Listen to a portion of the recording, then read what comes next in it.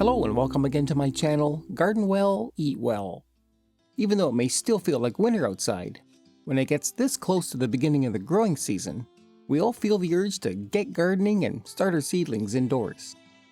We figure out what seeds we want to try this year, and then you typically use the standard cell packs and flats to get them started. They're great to use and work well, but there are other ways to help get your seeds going. In fact, I stumbled on the perfect ice cube containers that you can use as well.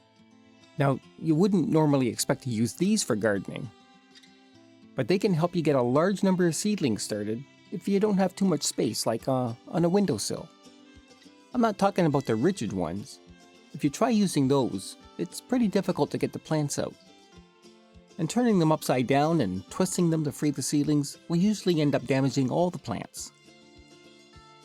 No, the one I found works the best, because if you look underneath, each cell has this flexible silicone bottom. When they're normally frozen with ice, you use your finger to push from below and release the ice cubes. But I thought, why couldn't I use this same thing to push out a seedling? So I made a test by planting a tray of mustard greens. I like growing these because they have a spiciness to them that add a real zing to your salads. These happen to be older seeds, so I sprinkled a few in each cell just in case they had poor germination. After about 10 days, I have to admit they were coming along nicely, and some even looked like they were ready for transplanting. The huge advantage of using this is that you can select any seedling you want, no matter where it is in the tray, and push just that one out. So you can remove only those that are ready for transplanting now, and leave the rest to take care of later. Plus, there's no risk of damage to any of the seedlings. They all come out with ease this way, without harming any of the surrounding ones. The only issue I found with them is that they don't drain. You could still use them this way, but you always have to make sure you never overwater them, as you can drown the roots. I went the extra step by putting holes in them. Now, because the silicone is flexible,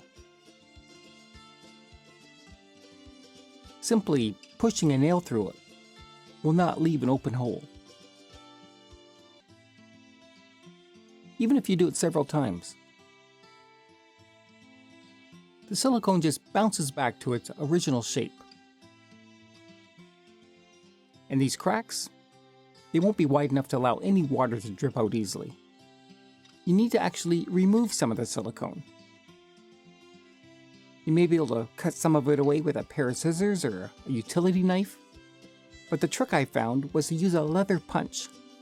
This is the same tool you would use if you wanted to put another hole in your belt, and you can buy them at any hardware store. It can make different size holes, and it can easily cut through that silicone. Unfortunately, you can't use it like you'd expect to because of the shape of the tray is blocking it. But there is a way. I wanted to use the punch that made the largest hole, so I turned it so that punch was facing out instead. You end up kind of holding it sort of awkwardly, but I found that this was still the best tool to use. But if you push against the silicone, it just flexes. In order for it to cut through and make a hole, you need something for it to press against for support. So an easy fix for that I found was to use the end of a broomstick. A wooden one with a rounded handle. It sort of follows the shape of the bottom. Pushing down with the tool, and rotating a bit, quickly pops a hole out of the silicone. Then, you just work through the entire tray, moving the broomstick from cell to cell. So after you're done, you end up with a tray that's nicely uniform. This will drain the way you want now. You can water from above, or if you prefer, you could even place it in a tray of water and have the soil draw the moisture up instead. It's a great way to start your garden, and surprisingly, these only cost $1.25. I found them at a local discount store. You know the type.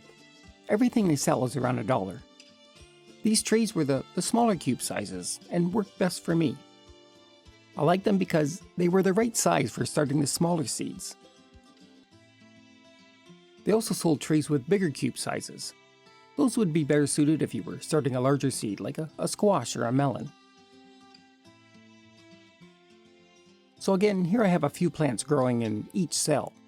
When they're large enough to transplant, then the roots are usually dense and tend to hold the soil together as you push them out of the tray.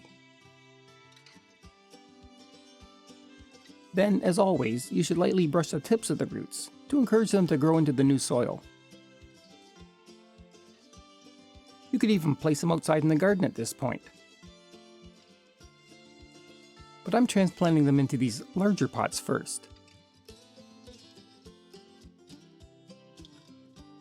And always remember to give them a drink of water to reduce the shock of transplanting.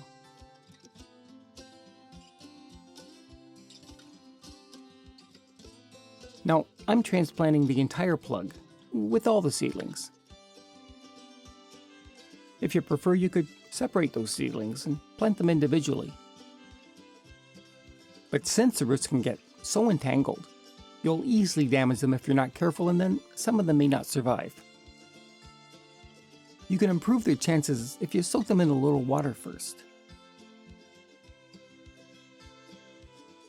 And then gently ease them apart. This way you'll be able to separate them and leave most of the roots intact.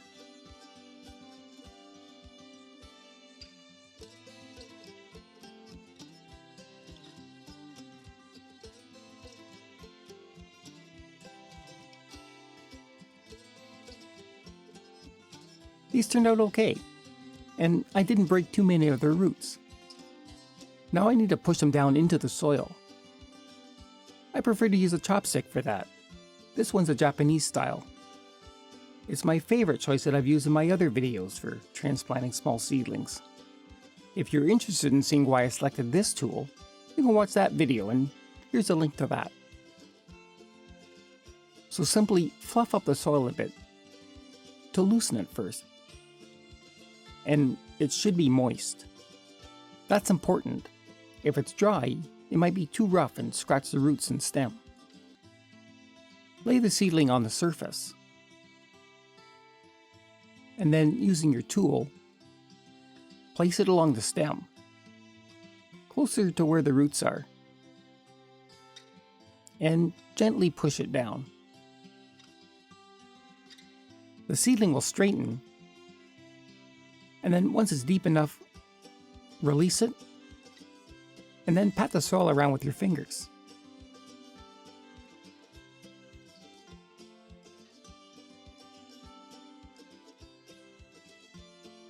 Perfect.